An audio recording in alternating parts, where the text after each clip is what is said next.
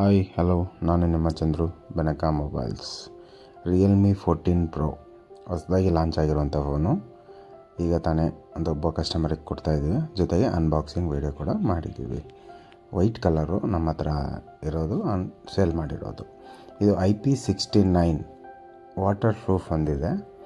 So ನಿಮಗೆ ಇನ್ನೂ ಒಂದು ಇದರಲ್ಲಿ ಸ್ಪೆಷಲ್ ತೋರಿಸ್ಬೇಕು ಅಂದರೆ, ಕೋಲ್ಡ್ ವಾಟ್ರಿಗೆ ಹಾಕಿದ್ರೆ ಕಲರ್ಸ್ ಕೂಡ ಚೇಂಜ್ ಆಗುತ್ತೆ. ಸೊ ಕೋಲ್ಡ್ ವಾಟರ್ದು ವಿಡಿಯೋ ನಾನು ಮಾಡೋಕ್ಕಾಗಿರಲಿಲ್ಲ, ಸೊ ಅದಕ್ಕೆ ಬೇರೆ ಒಂದು ವಿಡಿಯೋನ ಆ್ಯಡ್ ಮಾಡಿದ್ದೀನಿ.